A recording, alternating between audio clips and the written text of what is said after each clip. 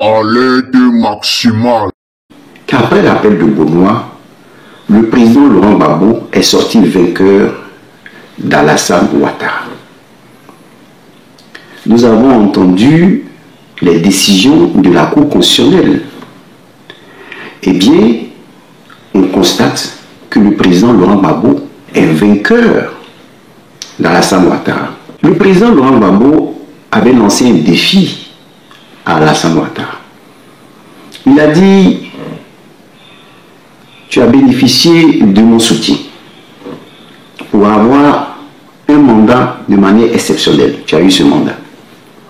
Tu as brigué un second mandat qui n'est pas normal puisque le document avait été signé pour un mandat exceptionnel. Tu as le troisième mandat en évoquant le cas de force majeure. Mais il va voir maintenant si Ouattara trouvera un argument constitutionnel pour se présenter. Voilà ce que le président Laurent Gbagbo a dit. C'était un défi lancé à Alassane Ouattara. Et voilà que Chantal Naba Camara s'est prononcée et elle n'a apporté aucun argument constitutionnel pour défendre la candidature d'Alassane Ouattara. Donc le président Laurent Gbagbo vient de vaincre, la Cour constitutionnelle vient de vaincre Alassane Ouattara parce qu'ils n'ont proposé aucun argument constitutionnel. Le professeur agrégé, le professeur Hubert Oulaye est sorti et a dit: il n'y a pas de troisième république. Donc la Cour constitutionnelle n'a pas pu parler de troisième république. Maître Abiba Touré est sorti et a dit: quelqu'un qui n'est pas sur la liste électorale peut être candidat parce que la Constitution n'interdit pas cela. Elle a parlé de l'article 127. Le professeur Hubert Oulaye a parlé de l'article 178. Eh bien, la Cour constitutionnelle n'a pas pu utiliser des arguments constitutionnels pour défendre Alassane Ouattara. Cela veut dire quoi? Cela veut dire que si le président Laurent Gbagbo était un homme qui aimait la force, eh bien, il aurait dit aux militaires: prenez le pouvoir, parce que personne ne peut venir défendre Ouattara, puisque sur le plan constitutionnel, il n'est pas président de la République. Sur le plan constitutionnel, son 4e mandat fait de lui normalement un braqueur de notre Constitution. Donc, n'importe qui peut l'enlever. Mais pourquoi le président Laurent Gbagbo ne le fait pas? Le président Gbagbo dit non. Si vous l'enlevez au moyen de la force, quelqu'un d'autre viendra au moyen de la force pour chercher à vous enlever. Qui est souverain? C'est le peuple. Le peuple doit lui-même prendre son pouvoir, le pouvoir que lui a volé Alassane Ouattara. Voilà ce qui se passe. Donc, le président Laurent Gbagbo est vainqueur d'Alassane Ouattara. Lorsque Afin Guessan, le Pansoroguion arrive, et le PDC arrive, cela ne veut pas dire qu'il ne veut plus être président. Il faut comprendre cela. Mais il constate que le chemin tracé par le président Laurent Gbagbo est le meilleur chemin à entreprendre pour chasser Alassane Ouattara. Pour ne pas qu'après nous nous battions entre nous-mêmes, parce que soit le Pansoroguion est venu faire un coup d'État, ou quelqu'un d'autre est venu faire un coup d'État, et il s'assoit et il y a encore d'autres problèmes. Non, le président Laurent Gbagbo a dit non. Suivons le chemin qui conduit aux élections. Nous voulons des élections transparentes et libres. Alors, il faut suivre ce chemin des élections. C'est à ce niveau que d'autres se posent des questions. Mais comment quelqu'un qui ne respecte pas la loi, vous pouvez l'écouter, vous pouvez écouter Cuillier, sa commission électorale indépendante, mais qui n'est pas vraiment indépendante, sa commission électorale dépendante d'Alassane Ouattara. Comment vous pouvez l'écouter? Eh bien, le président Laurent Gbagbo et le PPACI n'écoutent pas Alassane Ouattara, mais suivent la Constitution. La Constitution est comme une boussole pour un pays. On n'a même pas besoin d'un président pour organiser des élections, parce que la Constitution dit tout pour organiser des élections. Tout est écrit dans dans la Constitution. Donc quelqu'un ne peut pas venir dire « Ah, moi je vais prendre une ordonnance comme Ouattara l'a fait, et puis je vais modifier la Constitution, et puis on va agir selon moi, mon ordonnance, au lieu d'agir selon la Constitution. » Donc ici, que ce soit Chantal Nanaba Camara, que ce soit Alassane Ouattara, ils ne sont plus les garants de la Constitution parce qu'ils ont pris des décisions qui sont anticonstitutionnelles. Donc Chantal Camara est coupable autant que Alassane Ouattara. Pourquoi? Parce que Ponce Pilate, quand il se lavait les mains, il a dit « J'ai pouvoir, il a dit à Jésus, j'ai pouvoir de te libérer et j'ai pouvoir de te condamner. » Cela veut dire que Chantal Nanaba Camara avait pouvoir de dire que le président Gbagbo était candidat au vu de tout ce qui est écrit dans la Constitution, mais elle allait vers le code électoral, vers l'ordonnance de Ouattara pour déclarer que le président Laurent Gbagbo est inéligible. Sans compter tout ce qui a été dit sur la fraude, c'est-à-dire sur le parrainage citoyen. Vous voyez? Donc ici, le président Laurent Gbagbo est vainqueur de la Cour constitutionnelle, les vainqueurs d'Alassane Ouattara. Si nous étions dans un pays qui aimait utiliser l'armée, eh bien aujourd'hui, il était déposé. Aujourd'hui, l'armée se levait et disait la Cour constitutionnelle n'a pas dit le droit constitutionnel. Donc aujourd'hui, Ouattara n'est plus le garant de la Constitution, on prend le pouvoir. Mais nous ne sommes pas pour un coup d'État. Nous regardons la Constitution et nous allons vers des élections transparentes et libres.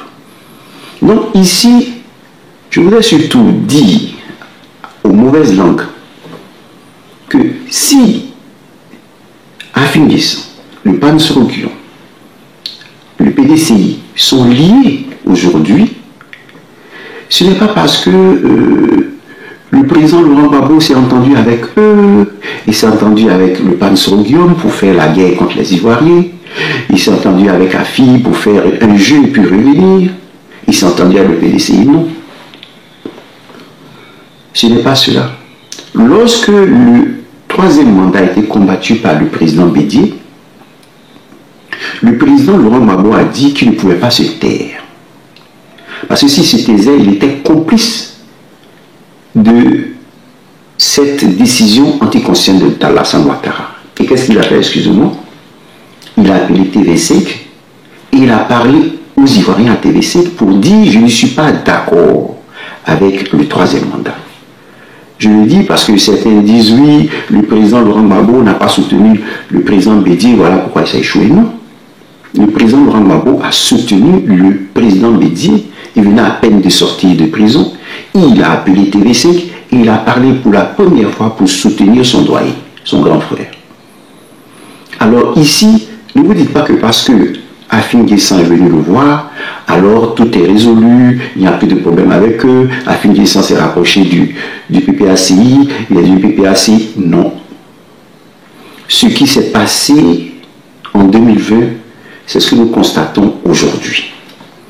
En 2020, lorsqu'Afin Guessan est venu pour se présenter comme le porte-parole du FPI, parce que les Assoadou étaient parlé au nom du président Laurent Gbagbo, lui il est venu parler au nom du FPI en disant que c'est lui le président du FPI.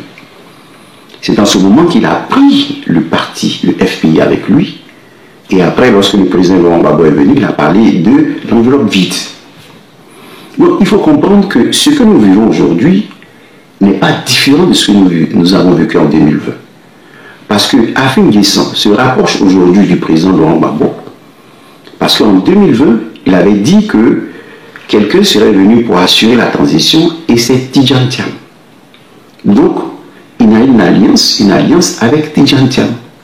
Aujourd'hui, il vient au président Laurent Gbagbo, puisque le président Laurent Gbagbo a un front commun, a signé un front commun, une alliance commune avec le PDCI-RDA et qui a pour président Tidjane Thiam. Donc, Afin Guessan vient où son partenaire se trouve. Il n'y a pas de problème à cela. Donc rien n'a changé. Le décor est le même. Afin Guessan avait été choisi en 2020 pour être candidat comme le président Bédié. Le président Bédié a refusé de se présenter contre Alassane Ouattara qui, excusez-moi, qui briguait un troisième mandat anticonstitutionnel. Afin Guessan l'a suivi. il n'a pas voulu aussi se présenter. Mais aujourd'hui, lorsque Alassane Ouattara rejette sa candidature, cela rien n'est différent. En ce moment où il n'a pas l'aval de l'Union européenne également pour mater le peuple. Le mot d'ordre viendra au moment opportun. Vous avez vu que le président Gbagbo Laurent, il a réuni toute l'opposition. Je parle de la vraie opposition. Je parle du PDCI. Et également Afin Guesson, qui a décidé de rejoindre le président Gbagbo Laurent et le PDCI à la délibération des candidatures. Vous avez vu, Alassane Ouattara fait sortir. Plusieurs unités de police se sont retrouvées dehors. Tout Yopougon était bouclé. Pour eux, si le peuple veut sortir, veut s'organiser pour sortir, il sera préférable de les mater, de les agresser.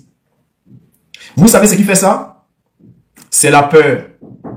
Lorsque Alassane Ouattara décide d'aller aux élections avec des candidats sélectionnés par son parti politique et après se précipite pour aller boucler Yopougon, pensant que le président Gbagbo allait appeler automatiquement la jeunesse plutôt, appeler la jeunesse dans les rues d'Abidjan. Ils se sont précipités et ils sont allés faire sortir des policiers et les déployer partout. Alors les gens se demandent, mais qu'est-ce qu'on réserve à ce gouvernement-là? Pourquoi l'opposition est timide?